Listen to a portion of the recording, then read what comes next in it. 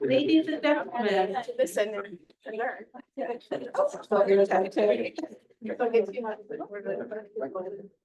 Okay, if you can all make sure that you've taken your seats. We have a few things to explain before we get into the main part of the day. Yeah. Okay. So, ladies and gentlemen, honored guests, it is my deep, deep pleasure to welcome you to the first of 2 days of discussion towards action and results related to the right of health of people of African descent. Now, we know this title could be, there is so much to unpack, and I'm pretty sure that over the course of the coming days, that's exactly what we're going to do in a very constructive and solution-orientated manner. So this event is being hosted by the Office of the United Nations High Commissioner for Human Rights, and also by the European Public Health Alliance under the aegis of the DISCO network, which started off as a thematic network at EU level related to race discrimination and access to health. I'm Jacqueline Bowman-Brisato, and I'll be your moderator for the coming 2 days. I'll talk a bit about myself a bit later. Now, as I said, the purpose of these sessions are really to be able to talk about discrimination, racism, and health, but with specific focus on people of African descent. And what we're going to be doing, so be very clear, you're listening to me now, but you'll be listening and acting and doing, because our end goal between now and the end of tomorrow is to actually have the draft of a consultative report, which will be fed directly into the next phases of the EU Anti-Racism Action Plan. And how can I be so sure? Well, as you'll see when we start going through the agenda, the people who will be drafting and implementing at the European Commission are in the room. So, we know that Brussels is seen as a talking shop. No, this is actually an opportunity for us to walk through the door and come in with actionable ideas. So we're making sure through all of this that health is a priority within the Race Discrimination Action Plan. This is something that I have personally really striven for as someone who's been a health policy advocate in Brussels for almost 28 years now as well. It's the first time that we can see that race discrimination and health have actually come together and been bridged. Hence why we're delighted that IFA has really forged ahead with all of this. This is also part of the work that was actually inspired by the Lancet Commission's Racism and Discrimination as a fundamental determinant of health, and also Article 12 of the International Covenant on Economic, Social, and Cultural Rights. So there's background, there is a direction of travel. Next slide, please. And we have a few very basic house rules, because clearly this is not an easy conversation for any of us for various reasons. And so we want to be very clear that for those of us in the room and also online, so please make sure that you speak very clearly, as we're talking in the room, because this is being followed, filmed, recorded, and social media online, that we're actually being respectful towards each other and towards the topic at hand. Yes, candid, but respectful, and always solution orientated. So when you hear a bell, I didn't ring it this time, you just got my voice, but when you hear a bell, it's time to come back in. We're on a tight schedule. There is a sound system, as I say. You'll see green lights above you. That's where the microphones are. And we also have walking microphones as well, just in case. My colleague Thomas from IFA will be doing the online moderation. He's waving for those of you online. And really, really understand that this is a safe place. We all have stories. We all have stories. But you know what? Everybody in this room is here because we also have a professional way of taking those stories into something that can have an impactful change for good. We also have our colleague from IFA, Lisa. Where is Lisa? Waving at the back. Just in case anything is said which can be triggering and or considered inappropriate, please go and see Lisa and or email her so that she can sit with you quietly and walk through whatever it may be. It's clear, it's a zero tolerance environment. Anything which is insensitive, immediate removal.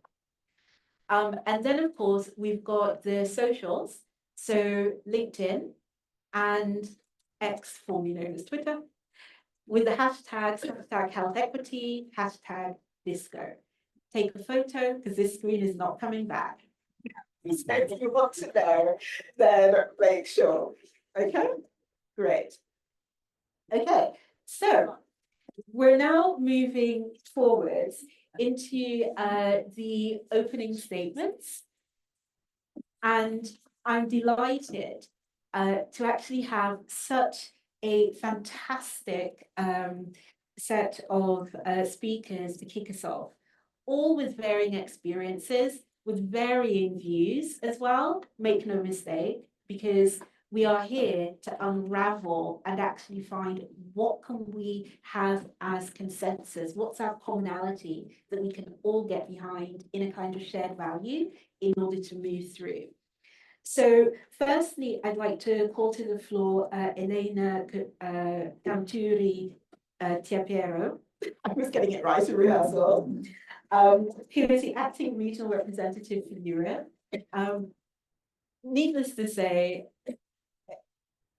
a fellow lawyer by education, in fact, almost the same cause, worked within the UN system for quite a few years and is currently heading up the office here for Brussels and across the EU.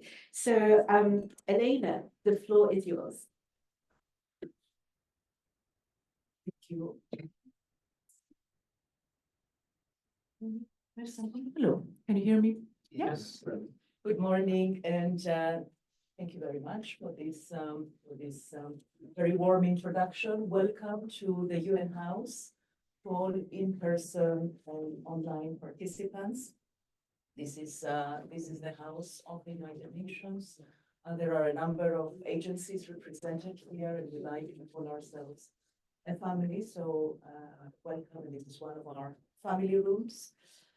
Now, let me acknowledge and thank the European Public Health Alliance, who together with our office and in cooperation with Article 1, Mid-Netherlands and Hofnar President BV, brought together such a distinguished group of panelists and participants.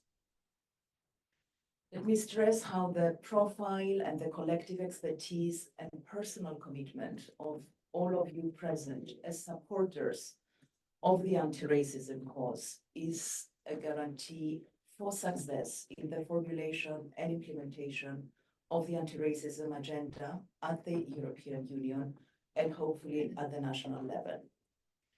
We are grateful to the European Commission Anti-Racism Coordinator for having opened the space, not only for us, but also to civil society and other organizations to participate on issues related to the implementation of the EU Anti-Racism Action Plan and its further iteration on how to fight racism in Europe.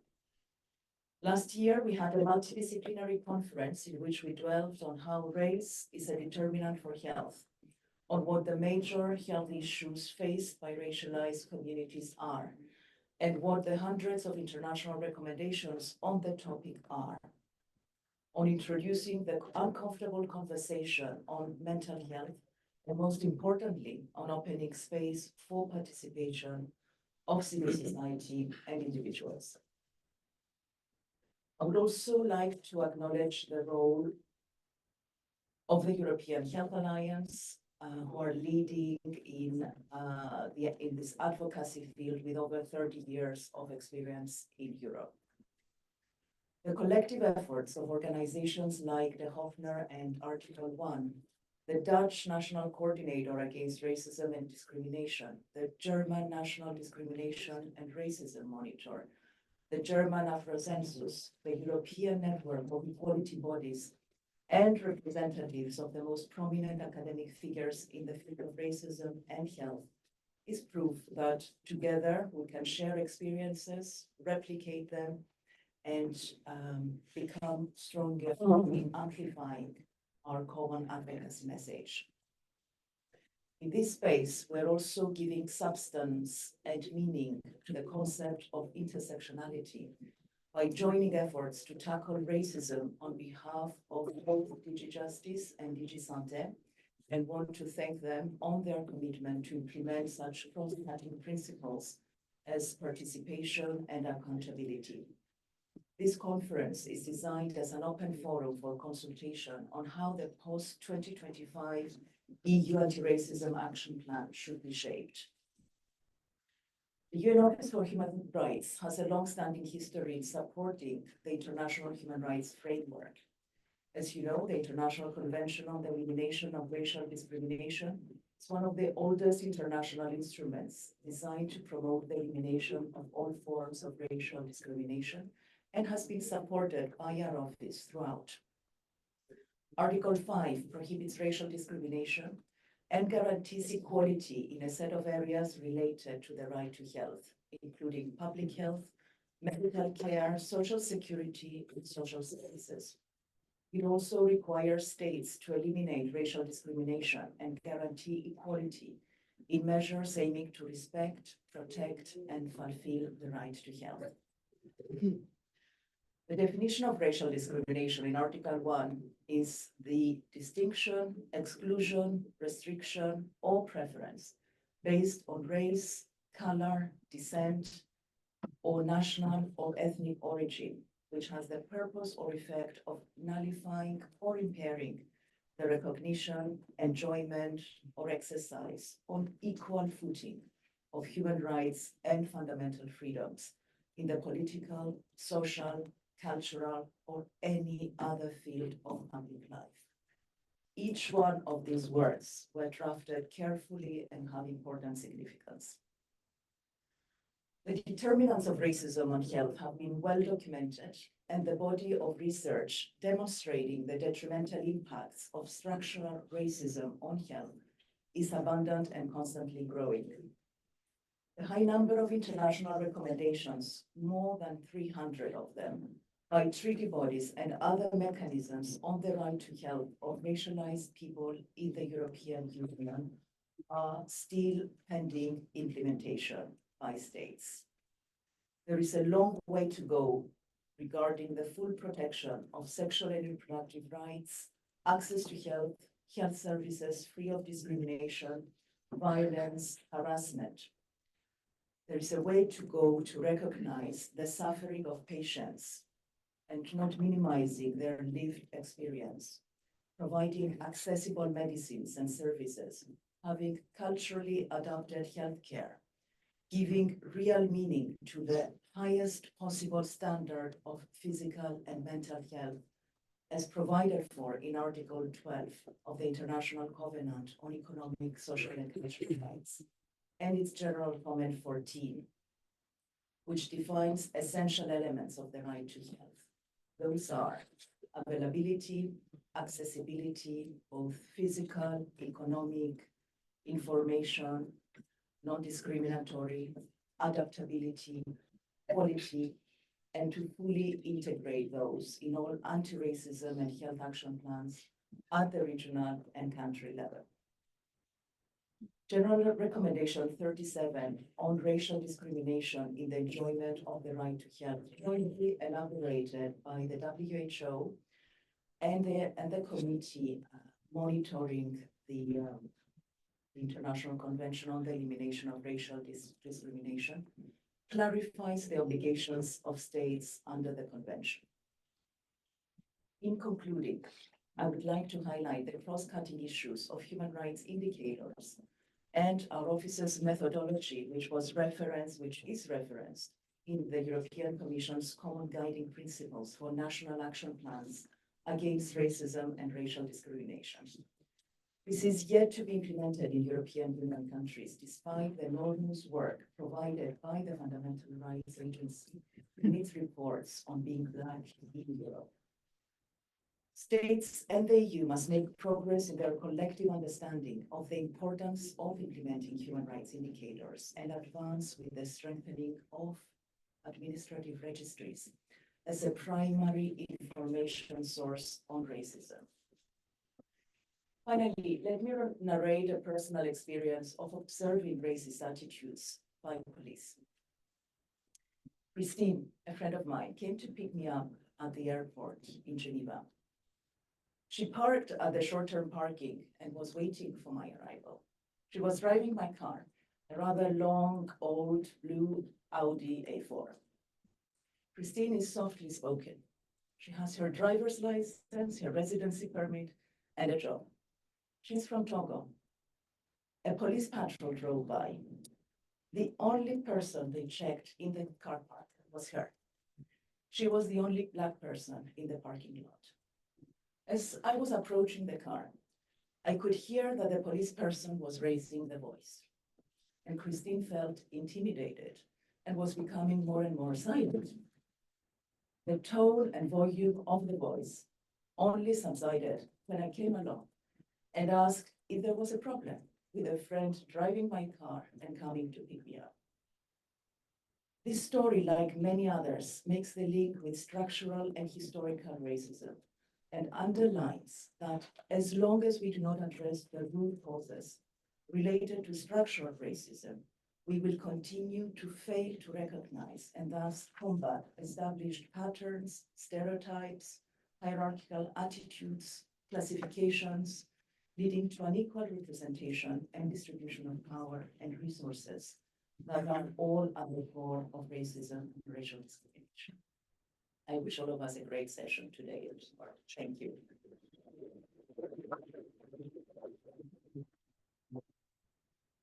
Thank you so much, Elena. And now I'd like, yes, thank you so much, Elena. And I'd like to actually bring Isabel de la Mata to the floor. Isabel, we go so many years back in so many different topics.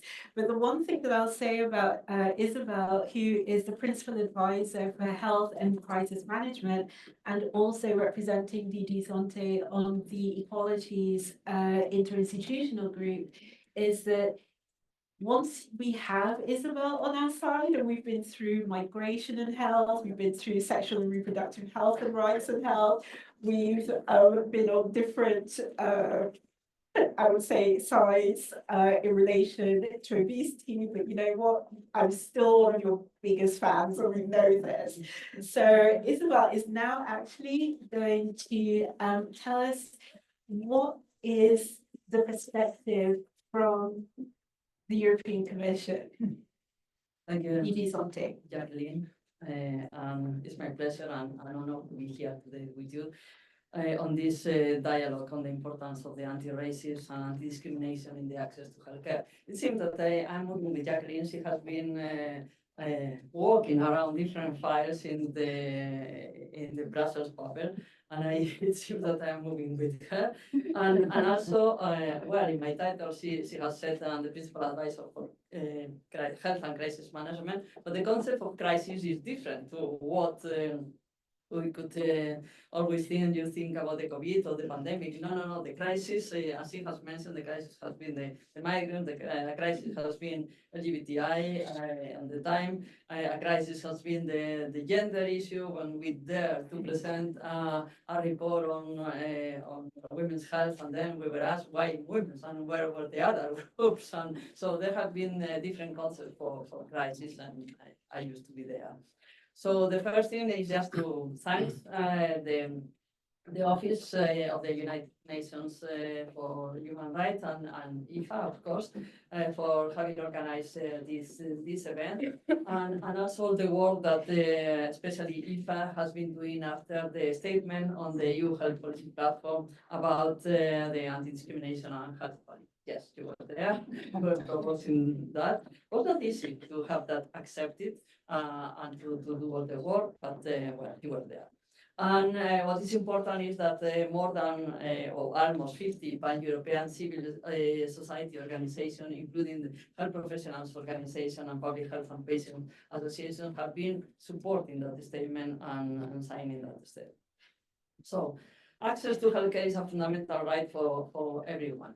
I prefer to mention healthcare than health. I know that there is a lot of discussion on that, but I remember professor of mine used to say that the right to health is something that only God could give. So that and at that time we were concentrating in the right to healthcare. So I'm following. Maybe it's an old approach, but I'm an old person already. So, and but the important thing for me is that the equitable health systems are crucial for fair, resilient, and sustainable society. So, in a way, it's also a selfish position. It's not that we need to be equitable to take care of everybody. It's because it's the only way to survive. The only way that the health system can continue to be providing what the objective that it has to do is to be equitable.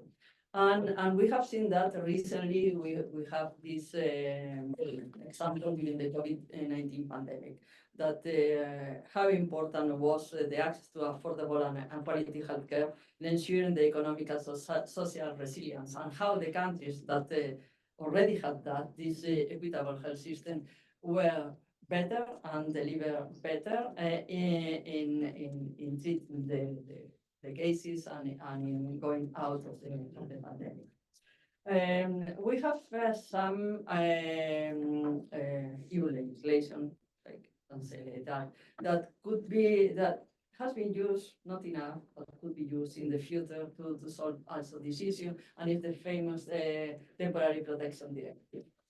We are experiencing that now with the people displaced from Ukraine, but maybe in the future we could use to accommodate and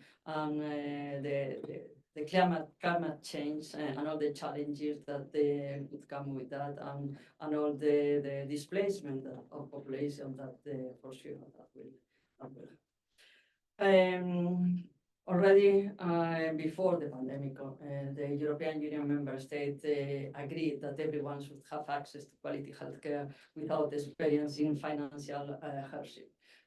There were council conclusions, even if council conclusions are not hard legislation, but we had that already in 2006 during the Austrian presidency.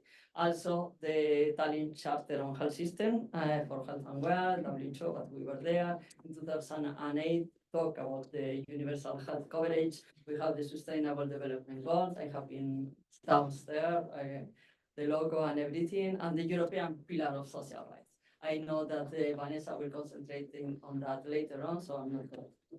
But just saying that we make efforts and we try to make progress towards the universal health coverage. Maybe, and I know that this is a concern, when we talk about race, when we talk about some people in vulnerable situation, we used to think about migrants and the descendant of migrants, and it's not that. I mean, not everybody of African descent or other or Roma or I don't know any of the so-called people in vulnerable situation are of migrant origin. I mean, we are all Europeans. We are all here, and we don't just need to focus on the fact of migration. Maybe it's right that the migration has increased the representation of different races, different origins. I'm from Bilbao in the north of Spain, small town, 300,000 inhabitants. I was studying here in Belgium in 85, 88. And I went with some friends. One was from Nepal and another one was from India. We were to Bilbao in one of the Easter holidays. We were walking the street and completely white. And there was one person. Usually there was one black family in Bilbao, very well known because they were from Guinea, but that was all. And now the situation has changed, and the famous, at least for me, football team that is the Athletic de Bilbao, both stars are Iñaki and Nico Williams from, their parents were from Ghana, but they are I mean, of course, from Bilbao, and the fact of having someone that was not only completely white, but Basque, born in Basque country, and with parents born in Basque country was like the issue for the Athletic de Bilbao, and now everybody has accepted that not only that Nico and Iñaki are there, but that they are the best. So people are changing, and we need to adapt. I want to mention the Fundamental Rights Agency made a report last autumn that is called Being Black in the European Union. And it's, I mean, it's quite interesting because while the interview people, they find that health status is more or less the same, that the people that are not black in this report was divided like that. However, 9% of the people of African descent report unmet health needs. And also 41% said that they couldn't access the health services because it was too expensive, the health insurance was not covering the service, or they had no health insurance. But in fact, that whatever the personal health status was, what is important is that nearly 10% they felt discriminated. And this is what is not in access, or nobody should be felt discriminated in the access to healthcare. Everybody, even if it's a subjective perception, this should not happen. Maybe it's the health professional need to be trained to treat people in the same way. The example was very clear before, so that we cannot accept that just because origin, race, whatever, gender, whatever issue, one person is treated in any different way. In the last Ministerial Health Council, the access to healthcare for everyone was put on the agenda by the Belgian presidency. This also showed the high political and policy awareness at the European level of persistent health inequalities. We had a health system that is treating equally everybody. We did not need again and again and again to say that the access to healthcare for everybody is very important, that we need to do equality, treatment, etc. But still we are there. It's true that this is primarily member state competence. But we couldn't hide behind that, the subsidiarity and the Article 168 of the treaty, and etc. So the European Union supports the member state, also through the data collection analysis and pushing for the reforms through the European semester and funding instruments like the Recovery and Resilience Facility.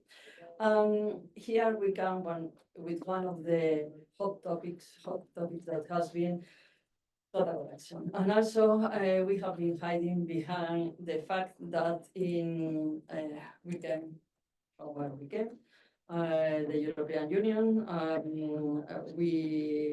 We had the Second World War. We had the Balkans war where people were killed just because of the race, religion, origin, something.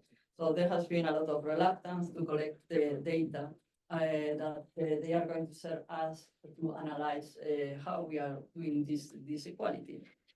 And recently we are moving on the eliminating some legislation that were quite restrictive towards specific data collection in the member state, and facilitating this information to be available for the policy.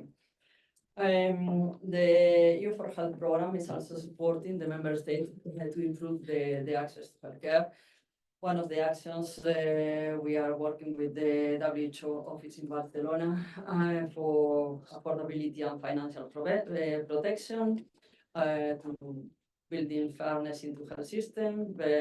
We are working with them in the Universal Health Coverage Watch.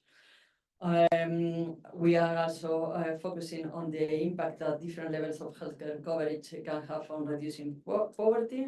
We know the out-of-pocket payments can worsen poverty, and that there are incidents of catastrophic out-of-pocket payment across Europe and gaps on the population coverage in countries that is linked to payment of social health insurance contribution. Luckily, the situation is not the same that in other parts of the world, where really is a catastrophic event to have a health issue. And in the majority of member states, we can be proud that if you are sick, you are going to be treated independently of the money that you have. The Europe's Cancer Action Plan also is one of the flagship initiatives where we are gathering data on cancer screening, diagnosis, treatment for vulnerable population. Survey of people with disabilities will be launched this week in cooperation with the European Disability Forum, and there are other studies that collect data on people and also on homeless population involved in the relevant services. So the European Union and the WHO, with the specialized European and international agencies, can support the exchange of good practices and harmonize data collection at national and international levels. I hope that the discussions that you are going to have this day, there will be other colleagues. E-Justice is the leading service in the Commission that is working on the anti-racist European plan, but also on all the issues linked to discrimination. All the services we are collaborating. Yesterday we had the meeting of the quality coordinators of all the services of the European Union to try to advance on all the different files and in all the different strategies linked to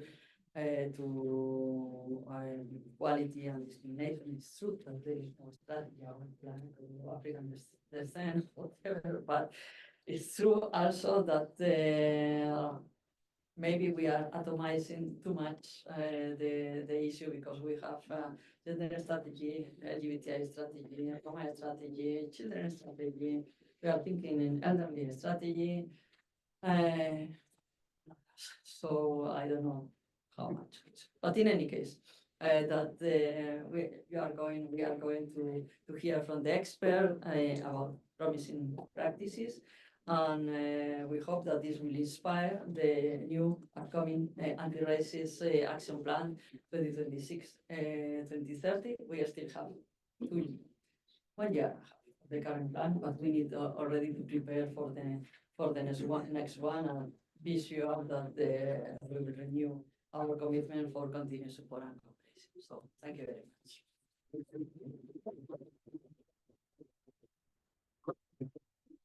Thank you so much, Isabel.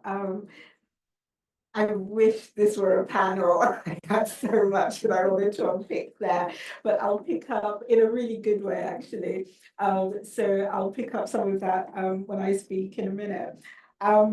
Okay, so next up, may I call to the floor our esteemed colleague who's the National Coordinator Against Discrimination and Racism in the Dutch government, Rabin Baldewsingh. Thank you very much indeed. A very good morning to you all, dear friends. Great to be here in a kind of setting where I feel welcomed, because this is a kind of a coalition of the willing, to make a change. And I'm very glad that, the Dutch delegation is very much vividly present here also. And I'm also glad, that the outgoing member of the European Parliament from the Netherlands, Samira Rafaela, is also here, because she had made a great mark on tackling discrimination and racism. So this is an esteemed location to be here, but also you folks are really inspiring. Let me, before I start, to make a change in the titling of my, not only the name is good, but it says the Dutch government and then the National Coordinator Against Discrimination and Racism. Mind you, ladies and gentlemen, dear friends, I do not represent the Dutch government. I have been appointed, indeed, by the Dutch government as government commissioner in the role of National Coordinator Against Discrimination and Racism. But I'm, with my staff, an independent body, I do not only fame the government. If necessary, I will shame them, surely. So I am a government commissioner, but not government, right? Because these are indeed also in the Netherlands challenging times, and I don't know whether you want to be a member of the Dutch government right now. When I entered this room, my eyes fell on this, on the front page, you will read, all human beings are born free and equal in dignity and in rights. So that is indeed Article 1 of the Universal Declaration of Human Rights. All human beings are born free and equal in dignity and rights. What a great statement. It would have been greater if this would be the truth in our world. It is not. We are indeed born free, of course, and in all dignity and equality, etc. But are we allowed to be that? We want to, but are we allowed to be that? That's not the case for everybody, because this world and countries are shaped with, we are all equal, but some are more equal than the others, as was stated by Aldous Huxley in Animal Farm in his novel. And that is the truth. And that's why it is important not only to mention this text, but also to live up to it. And if you want to live up to it, then actions has to be taken indeed. Discussing and tackling racism and discrimination is indeed important from my perspective, from the Dutch perspective. It is important because, racism and discrimination are very much increasing in the Netherlands. If we look at the last, 5-6 years, tremendously on the basis of ethnicity or race, on the basis of gender, on the basis of the LGBT community, on the basis of religion. It is very much increasing, and it is troublesome. And today and tomorrow, of course, on this conference, we are focusing on the healthcare issue, and that is rightly so to do so, because, it is important to tackle these issues, because not everybody is in the position to have a good healthcare, to be treated equally in the healthcare system. While it is very important, it is important not only for healthcare itself, but it is very important, of course, for the well-being of people living in a community.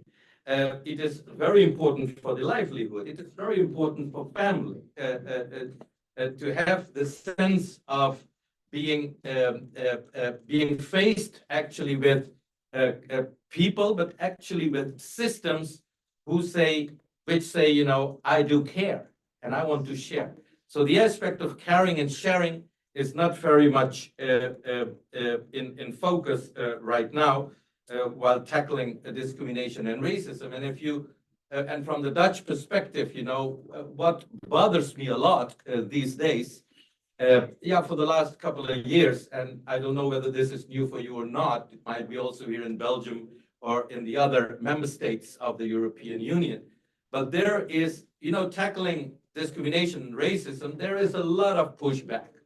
There is a lot of pushback on the street, so day-to-day racism, in institutions, very harsh, you might say. And the challenge is, you know, to push back. And that is a task which I have taken on me, you know, to push back the pushback, but it is easily said than done.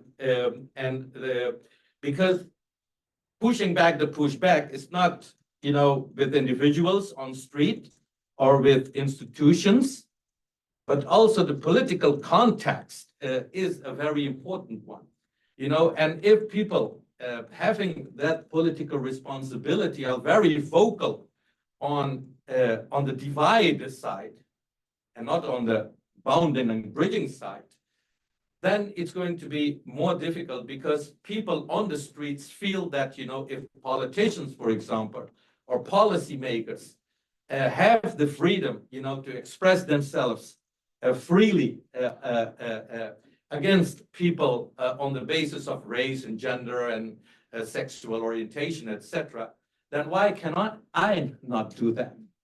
And that makes it very, very difficult. But the most difficult thing is, my dear friends, is actually the norms which we uphold in democracies like in the Netherlands and even in other member states of the European Union or in the world. I mean, what is the norm?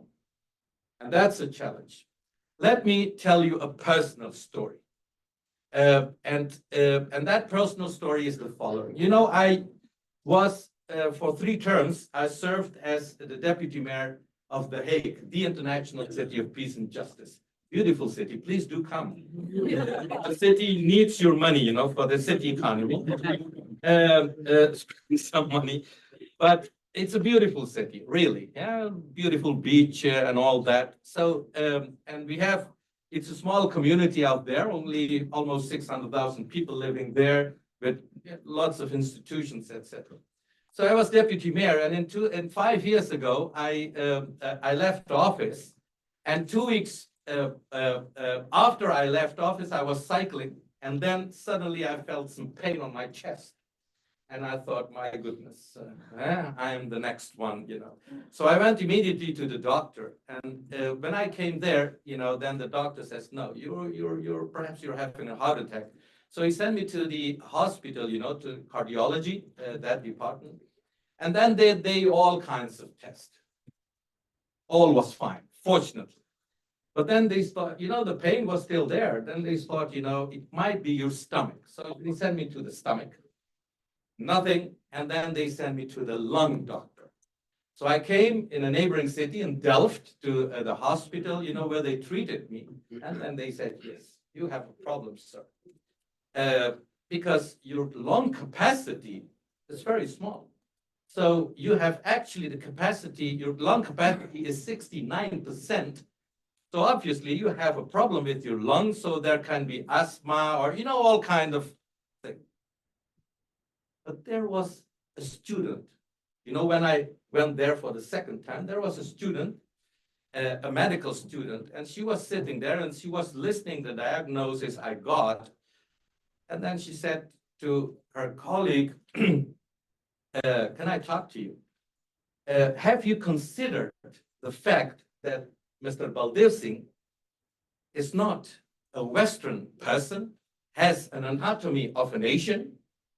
Have you considered his body, you know? I mean, the anatomy, and then, the red light, I couldn't, well, I saw the red light, of course.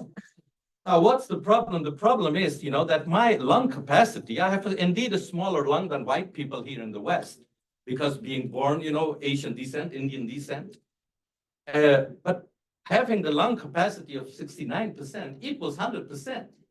But what they do is they take the norm of a white male person, and then they made that the norm 100%, and you have to equal that. And if you're not aware of the fact that people are coming from elsewhere, Asians, Africans, etc., then obviously you're going to have a problem. And then the diagnosis will be absolutely false. And it's it can cost lives, you might say. In this case, it wasn't that terrible.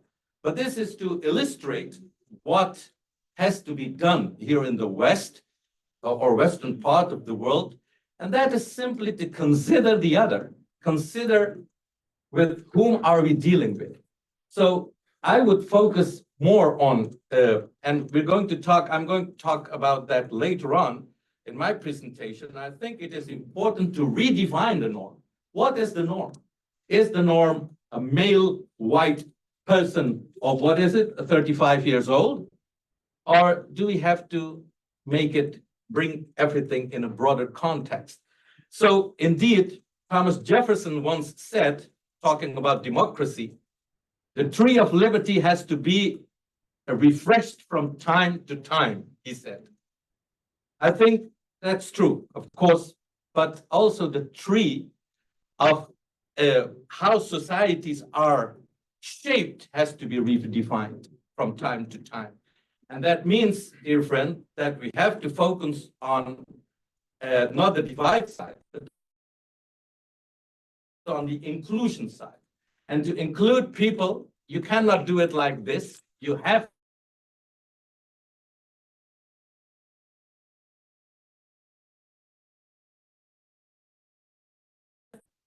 to be very focused. In the Netherlands, in Brussels, and in the United Nations, in New York or wherever, we have been doing a lot of talking, and indeed, talking brings people together, and it's nice, to know people, etc.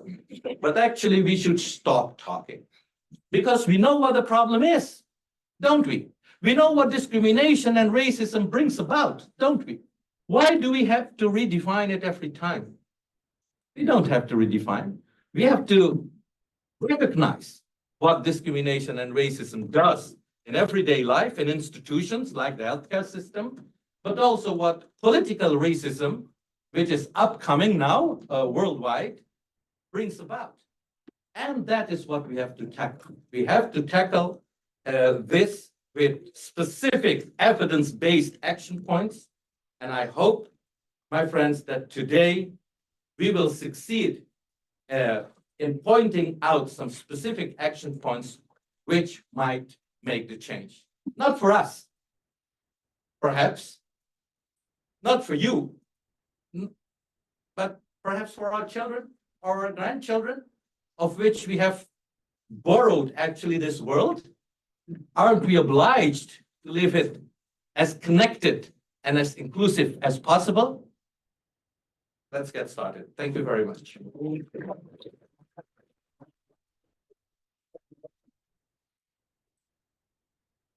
Great, thank you so much, Rabin. Thank you. Mika, where are you? There you are. Okay. So, representing the European Public Health Alliance, I think you don't really need an introduction, but just so for anyone who's not met you before, Milka, I will say you have been an inspiration to me down the years. I followed your career when you were at youth in UFIT, and then coming into IFA to actually lead the longest established and very multi-stakeholder public health NGO. You have brought light and dynamism, as well as built up the team in order to actually be competent and have these really uncomfortable discussions and quite frankly be an ally. And for those of you who don't know, in the kitchen at the IFA offices, there is something called, there's a tree. And this tree is actually, well, it's not a real tree, but you know, it's a picture of a tree. And this tree is actually an opportunity for staff members to praise themselves, to empower themselves and their colleagues every single day. So when you have such a tough mission, it's so important to understand that it's not just talking the talk, but actually Minka and team are walking that talk and being out and out allies towards people of African heritage who are actually really trying to make sure that we do have proper access to health and health service delivery from policy to practice. So Minka, over to you. Don't cry. I don't think neither I or Eva have ever been introduced like this. Thank you, Jacqueline. So, ladies and gentlemen, distinguished guests, speakers, and colleagues, it really is an honor and a great pleasure to stand before you at this second conference on racism, discrimination, and health representing Eva. Through our work on DISCO, stakeholder network, we are privileged to cooperate with the OHCHR, as well as with the Article 8 with the Netherlands and the Hofnar. So it is my pleasure to welcome you once again to this house and online. Also, a special thanks to Elena Tapiero of the OHCHR, to Isabel de la Mata of the DG SANTE, to Rabin Baldewsingh, who speaks truth to the power and is not a representative of the Dutch government, to Vanessa Kabuta of the Office of Michaela Moa, the Commissioner Coordinator on Combating Racism. Before I hand over to Jacqueline for the final words of the opening, let me stress the importance of the conversation that these 2 days will bring, and why are we so delighted to have you with us. Public health is about people, and the voice of civil society, of the communities themselves, is simply critical in realizing the state of complete physical, mental, and social well-being as the WHO defines health. And at the end of the day, or at the beginning of it, we can only advocate for public health if we strive to ensure that everyone, regardless of their background, can realize that same fundamental right, the right to health. For IFA and its members, the health equity has been the core driving force in our public health advocacy for over 30 years. But now, in the last couple of years, thanks to the commitment of so many of you in this room and online, through the DISCO stakeholder network, we have started, or we have been able to take the discussion on racism and discrimination to the next level. And that indeed is a topic that Europe doesn't feel comfortable with. That's a topic for which we need personal courage, for which we need compassion and understanding of each other. Well, it will remain the challenge, but as Rabin has said, we will act.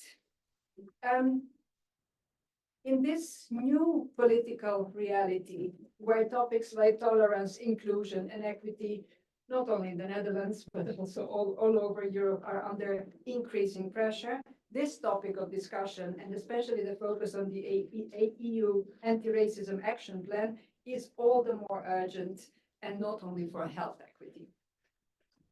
To that end, in the DISCO network, we have identified 5 key priorities in the DISCO elections manifesto.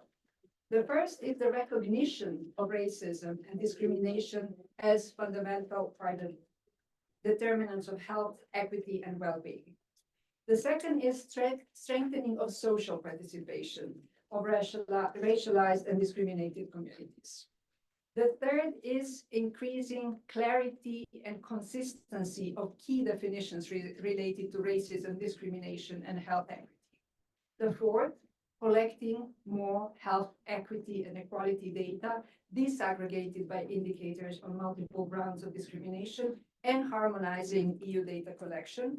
And the final fifth is strengthening existing EU anti-discrimination legislation by breaking down the silos and boosting policy mainstreaming. So if you think of those 5 points, recognition, social participation, common language, data, cross-sectoral collaboration, you understand why are we so glad to have this conversation with you today, to discuss these topics, and in doing so, to act based on their principles. And these principles, I must add, are rooted in mounting evidence on the very real effects of racism and discrimination on health disparities faced by racialized groups. Being a big blonde woman, you would say, I don't have personal examples, I can't possibly have them in Europe, but being a woman coming from the Balkans and having lived in the Low Countries, 11 years in the Netherlands, 11 years in Belgium, I felt my share of slight discrimination. I can't even imagine how people with a bit more pigment than myself operate in this world. And mind you, my husband has a bit more pigment than myself, and I've seen the difference just in you know, the amount of melanin in our skin and then the treatments that is related to that.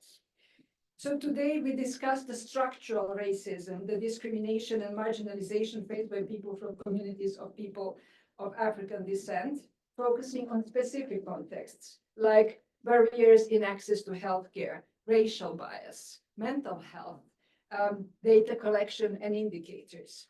In doing so, we have an opportunity to drive the long overdue measures to empower these and other communities, and to take the next crucial step in further forging an anti-racism discourse in Europe. A Europe in which health equity becomes the norm, and where there is justice, no matter of the backgrounds or the beliefs that we hold. And we cannot realize that without each and every voice on each and every one of us. So I invite you these 2 upcoming days to approach the discussion with an open mind, to be constructive, and as Jacqueline has said, think in solutions and not only in problems, and to bring to the fore the unique value that each of you, each of us provides in realizing the union of equality. So thank you once again on behalf of IFA for being here and for enriching the discussions. We have a real chance to make a difference. So let's be the collective voice for health equity, for anti-racism, and for a true union of equality. Thank you, and over to you, Jacqueline.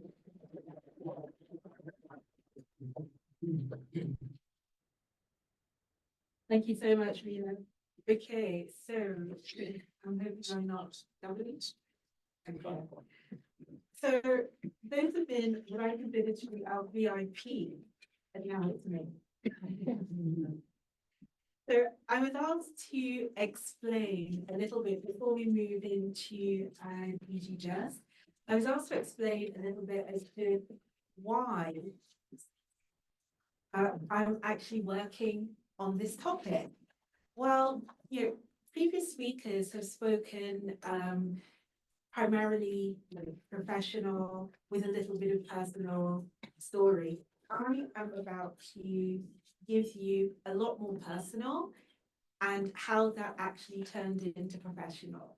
So for those of you who haven't used the QR code on your agendas, where you can see our full bios, I'm actually Guyanese born, so Guyana, South America, English speaking, UK from the age of 5, and then what I consider to be a Brexit minted Belgium.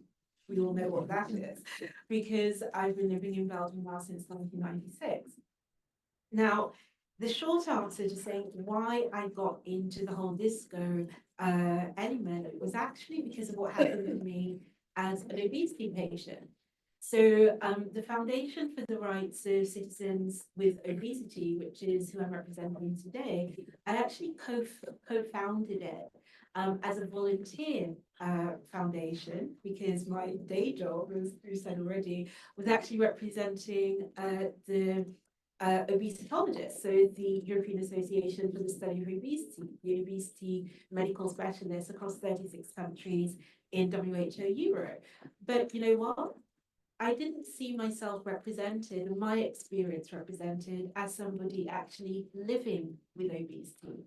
I didn't see it within the patient community. I certainly didn't see it in how the health system and the health service delivery system was set up at all.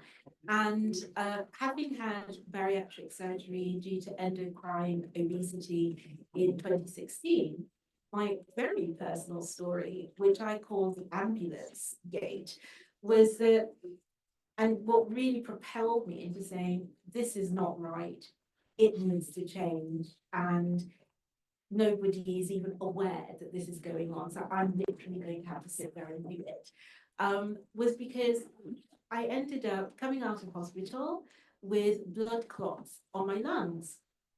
And my husband had popped out on errands. I didn't speak enough Dutch to be able to tell the ambulance to come get me, because we're living in Flanders. I called my surgeon, who realized what was going on. It was actually a life-threatening situation, but trying to keep me calm. He called the ambulance for me. They turned up. I still had my hospital band on, and quite frankly, was not looking the most stylish I have ever looked at that point. They decided that I must be an illegal immigrant. Yes, I see looks of surprise, because I was living in a very nice house in, a nice neighborhood, but I looked rough. I can't even describe how I looked. I was in such abject pain. But they decided that I needed to crawl back up to my bedroom on the first floor to collect my ID to prove that I had a right to be here, that I actually was covered by insurance. We were extremely well covered, and then crawl back down. And once I did, I was begging them to call my husband, to use my phone, because he's a native Dutch speaker and he would be able to explain everything. Well, madam, if you can get out your very expensive phone, do you need to be going to hospital? I managed to get into the ambulance. I was sat up with blood clots, rolling around. I get to the hospital. I'm rolled in on a wheelchair and put to face the wall until my husband arrived and said, she's British. 100% turnaround. All of a sudden, it was to my husband, because I was in no state to speak, does she have a living will? That's the extent that, let's just say, I discovered firsthand, and there are plenty of other stories, but this was the catalyst for me saying personally, something needs to be done.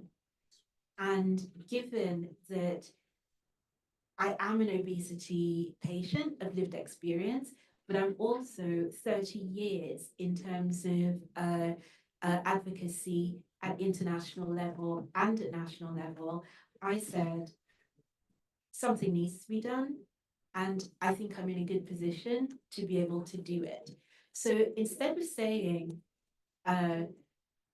woe is me, I said, what is actually going to change this? And it's really interesting how previous speakers have been able to talk about fundamental rights, human rights. I'm a lawyer by education. The only way, certainly in the EU, that things change is when there is legislation that is either directly applicable and or there is national legislation and also sanctions if it is not properly implemented. That is how I view things. And that is how we have the foundation for the rights, in brackets, legal rights for citizens, meaning people living in Europe, regardless of legal status, with obesity. And why am I part of DISCO? Because, well, actually, because I got the call originally. And I was just so happy that we are now working on this as a community, but actually because people of African descent are disproportionately affected by the chronic disease of obesity. We are not getting access to care. We're not getting diagnosed. We're not getting treated in any shape or form. And we're not actually being well informed as to what it is that we're dealing with, and then go on to develop over 200 medical complications of obesity. So I see you all looking really, oh my goodness, that's so depressed. Well, here's the uplifting part of it. Our colleague from the Netherlands mentioned how we need to create a new norm. Well, actually, that's what we have been doing, both in my former day job as well as via the foundation. I spoke at DG Just quite a while ago, talking how BMI is racist. Well, what can I say? If I had actually taken the of African descent BMI 3 points extra into account, I never would have got bariatric surgery on the state, because I was just inside the amount needed for white male Flemish people, which is the history of BMI. So I have to thank the system for actually not taking into account my variation, but I'm not going to thank the system for not actually meeting my and everybody else's medical needs. So it acted as a catalyst. It got me into disco, it got me into this environment, and actually it's got me representing the over 224 million people across Europe that are currently living with obesity, the disproportionate amount of them being people like me. So this is where we are, with hope, with lessons learned, and able to contribute that as we move through into the rest of today. So with that, I would like to invite our colleague from DG Just, I'm looking, yeah, great, to take the floor and explain to us what is the ins and outs of the strategy and where DG Just would like to go. So Vanessa, the floor is yours. Thank you. Thank you, Jacqueline.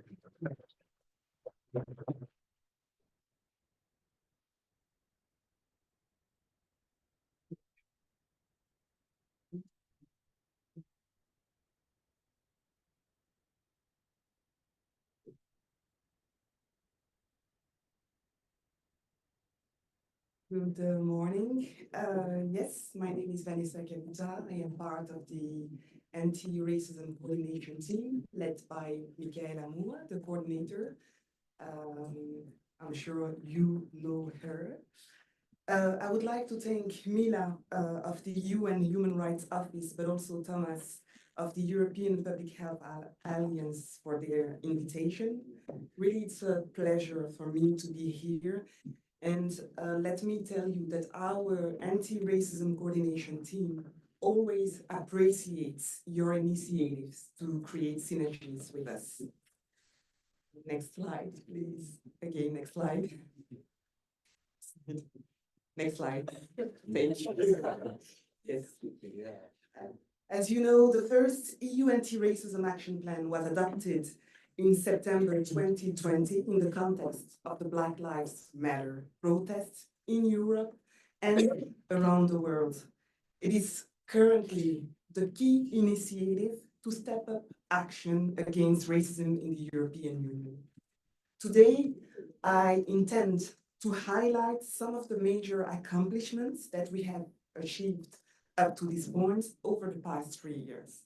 And I will mainly focus on certain actions that our anti-racism coordination team carries out, and I will try to link them up to the health sector.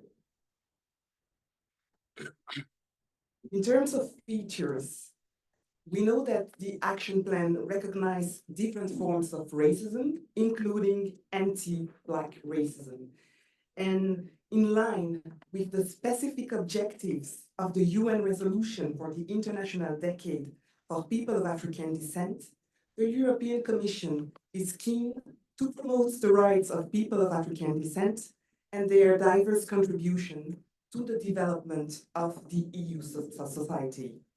I don't have time to list all the actions that have been undertaken by the EU to contrast Afrophobia, but I think it's important to mention that in the framework of the International Decade, the anti-racism coordinator has a cooperation with international partners like the OHCHR, which is receiving us today, UNESCO, the United States, and the United Kingdom missions to the EU.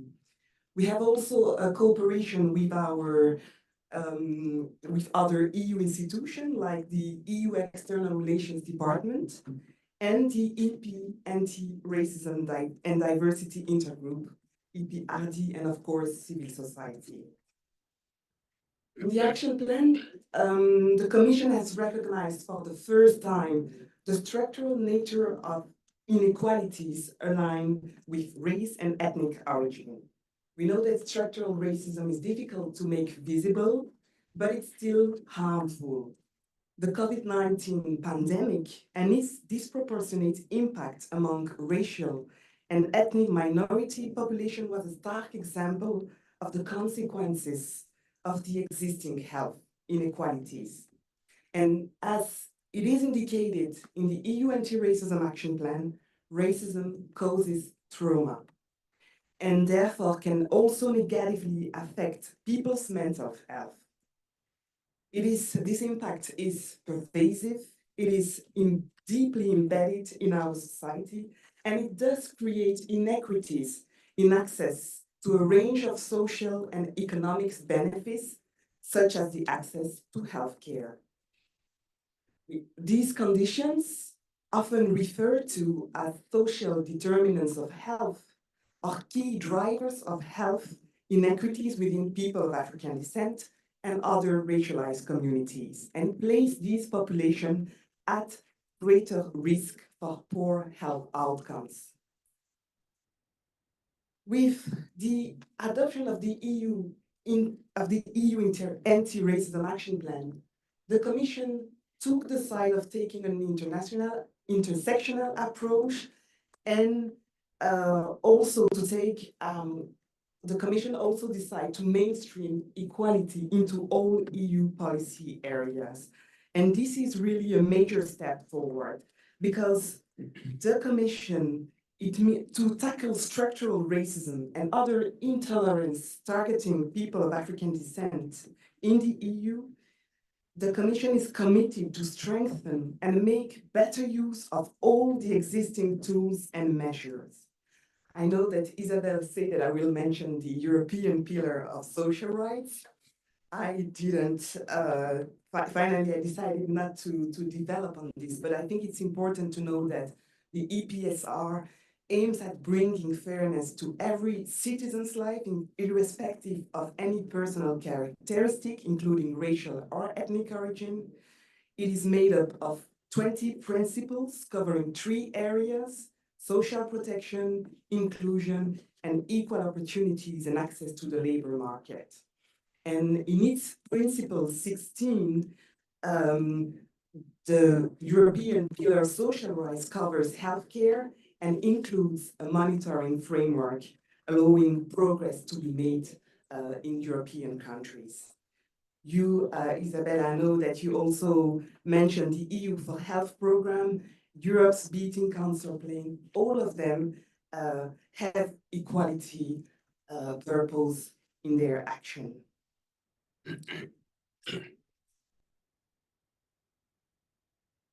So, in the applicable EU regulatory framework, the Racial Equality Directive has shaped for over 2 decades the legal protection against discrimination on the grounds of racial or ethnic origin in a broad range of fields, such as social protection, including healthcare, or access to and supply of goods and services available to the public.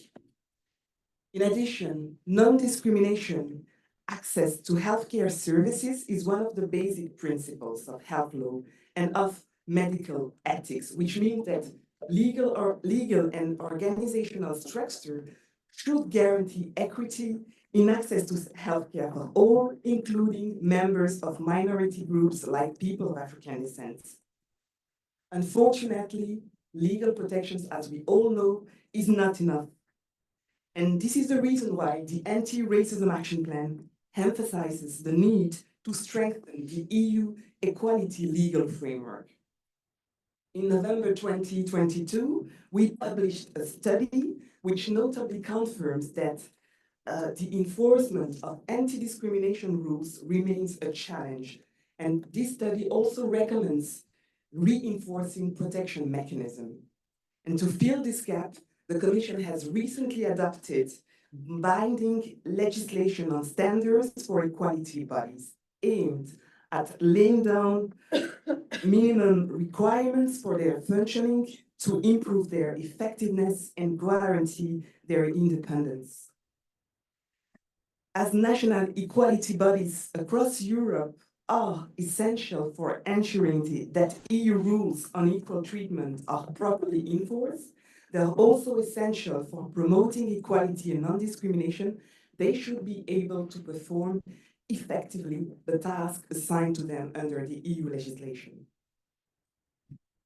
As a result of migratory flows in the last 70 years and even more, we observe an increasing ethnic, cultural, and religious diversity of European society, which means that in the context of access to health services, people of African descent and other minority groups experience discrimination and barriers which may manifest as administrative obstacles, language barriers, or simply racism among healthcare professionals. And I think that the example of Mrs. Bowman was quite illustrative. And for this, equality bodies can really make a difference in the life of the victims of discriminations and fulfill a very useful role in issuing recommendation and raising awareness on non-discrimination. As I just said, despite the advanced legal framework against discrimination, inequalities persist and legislation needs to be backed up by policy measures. To tackle inequalities in health on grounds of ethnicity, the European Commission launched EU-level actions encompassing initiatives in collaboration with member states. It could be for promoting and improving access to healthcare, developing appropriate health service, health promotion, as well as identification and exchanges of good practices in the health sector. But to ensure that support in areas such as social protection and healthcare contribute to equality, member states should also maximize the use of all tools at their disposal, in particular the possibilities offered by the EU funding programs. I have in mind the Next Generation EU Fund, the MMF, Multi-Annual Financial Framework. So it is important that EU funds, as we know, promote, among others, equal access to health and social care for all, in particular for disadvantaged groups. Next slide. Thank you. Making a racism-free EU a reality needs joint cooperation with member states. Therefore, in the EU Anti-Racism Action Plan, it is strongly, the EU Anti-Racism Action Plan, strongly encourages member states to adopt national action plans against racism. It was supposed to do, they were supposed to do it by the end of 2022. For the moment, we have several member states, I think 13 of them, having a standalone action plan, and the others are still delivering on this call. But there are many tools supporting member states in the process of national action plans against racism. And I do think that it's one of the Commission's major achievements in this area. First, in 2021, the Commission established a subgroup of member states elaborating common guiding principle supposed to facilitate the processes of effective national action plans against racism in member states. They were published in 2022. I think we can retain of these common guiding principles that they are requiring member states to have in their own NAPA, in their action plan, measures that are also set out in the EU anti-racism action, which means that health is covered and which is a good thing for policy, as a policy measure. The common guiding principles also require member states to address racism in its root cause in a holistic manner and in all relevant national frameworks, policies and strategies in relations, among others, to health. Other deliverables that have been made by the subgroup are the monitoring checklist for the implementation of these common guiding principles and a reporting tool on the implementation of national action plans against racism. Another one is the good or promising practices that member states are compiling in their efforts to tackle racism and racial discrimination. I can't reveal anything yet, but we hope to find something relevant to the right to health of ethnic minorities. And if I'm not mistaken, the online compendium will be officially presented in the upcoming months.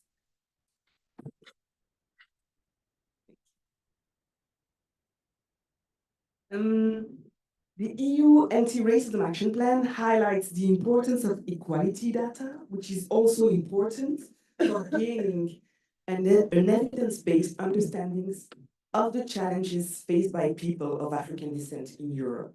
I know our communities are at higher risk for stroke, diabetes, sickle cell anemia, high blood pressure, obesity, as mentioned by Mrs. Bowman, but I was unable, while preparing this presentation, to find any evidence on this in Europe. I just found it for the United Kingdom, so it is quite striking. So to address health disparities among racial and ethnic minority groups, researchers and policymakers must collect and use data to build evidence that informs decision-making and action on key structural and social determinants of health. We are aware of the practical challenges in collecting equality data in the specific national context.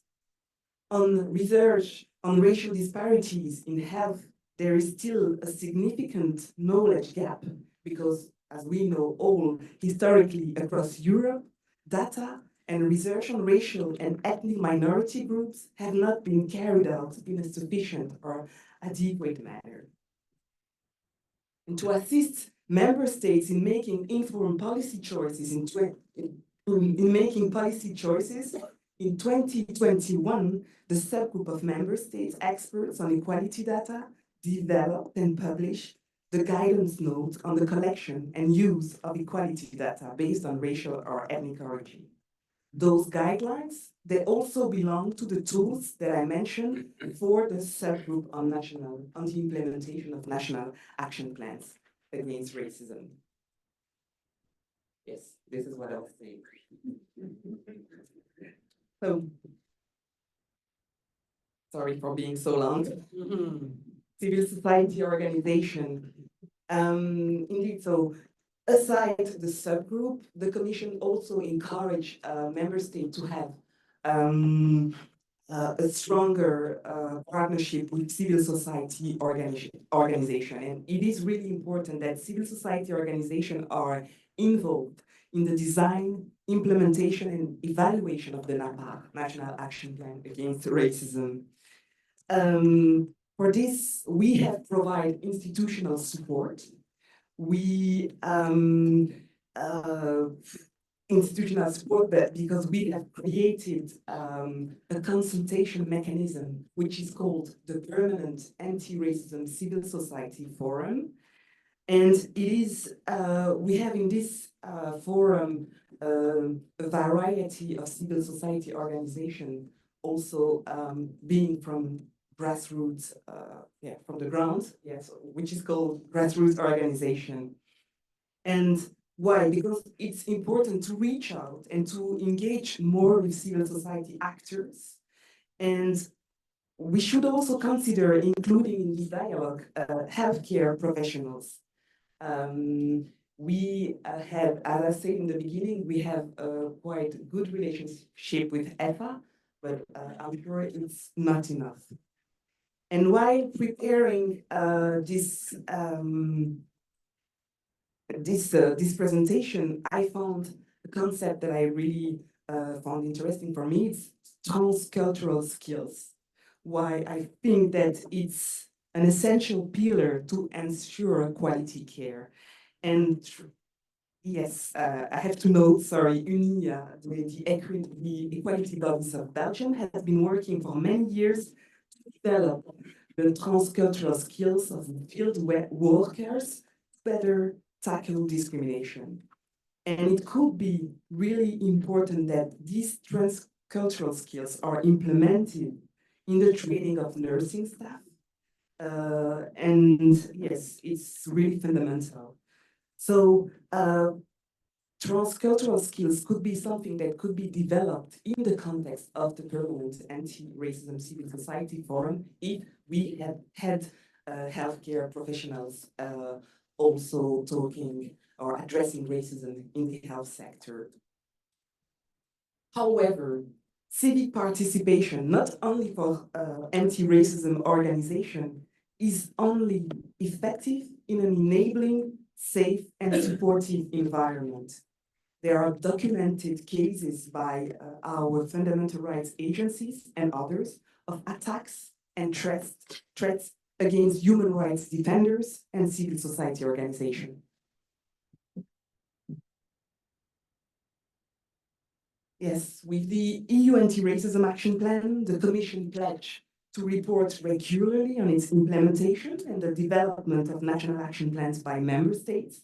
Last year, we organized a targeted stakeholder consultation collecting contributions from civil society organizations, member states, equality bodies. The aim was to gather feedback on the implementation of the first EU Anti-Racism Action Plan since its adoption until 2023. And I would like to thank EFA for their recommendation. I know that they reflect these propositions that have been just addressed by, sorry, I'm not good at it, by Milka. Yes, indeed. Sorry? Like the chocolate, so it's easy to remember. Yes, but what we have to retain is all two stakeholders welcome the institutional efforts to engage with CSO and racialized community. They still consider a need for further progress to ensure that these spaces are safe and inclusive of all communities and minorities. So the objective of this report is to provide guidance to member states, but also to call them, at least to call those that have not yet done so, to develop and implement dedicated national action plans against racism. For the moment, it's still not finalized, but the publication is hopefully foreseen for the end of 2024. To conclude, the partisan power struggles resulting from the EU elections in June will have an impact on the agenda of the future Commission. I personally hope that equality policies are ensured to still be a priority of the EU agenda in the next mandate. the Commission has made major steps in its approach to anti-racism by acknowledging structural racism as outlined in the Anti-Racism Action Plan 2020-2025. For the moment, no national government has policies specifically directed at improving racial equality for people of African descent. And without a specific focus on tackling racial inequalities for Black people at an EU level, there may be little impetus for national governments to act accordingly. Therefore, I will encourage member states to contribute to the program of actions within the framework of the International Decade for People of African Descent. I know it's ending this year, so therefore, at least I will suggest them to support instances that are advocating for a continuation decade, 2025-2034. As we know, EU action in the field of public health needs to respect the competences of member states for the organization and delivery of health services and medical care. And this may lead to a situation in which individuals may enjoy an unequal level of protection depending on their geographical location. And this can have direct effect on healthcare for minorities in some member states. But the Commission, in cooperation with other EU institutions and stakeholders like OHCHR, EFA, and so on, remains committed to actively seek opportunities for dialogue and engagement to achieve lasting change.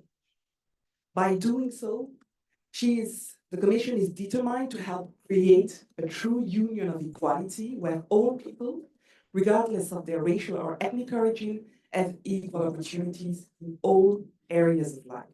I will stop here and I look forward to hearing the fruitful discussions. Once again, thank you for having me here.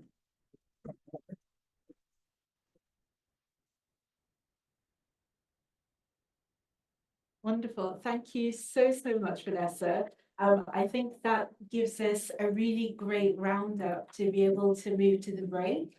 So in the meantime, I'd like to thank all of the speakers who have been able to so graciously and quite frankly informatively welcome and set the stage for these 2 days.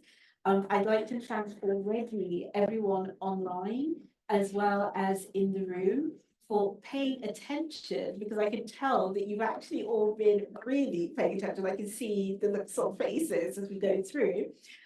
There's more.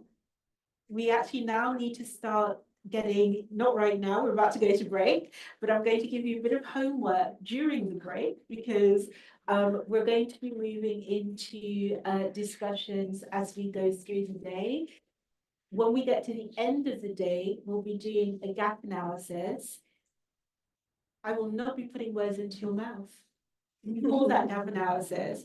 So I actually need you to start thinking already as we start going through what's missing so that when we do the exercise, both online, we're not forgetting you, online audience, both online as well as in the room, actually, it's really informed in what you've heard, your own experiences, where you and your organizations think that we need to be going in order to have our constructive say.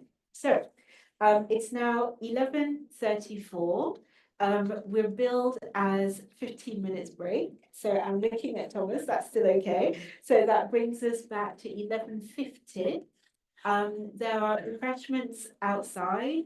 For those online, time for a cup of tea, put the kettle on, or cappuccino machine. For those of us here, if you need to have a bio break as well, it's down the corridor on the left-hand side, both the male and female toilets. And we will see you back in here to start at 11:50. You've got 15 minutes. Thank you.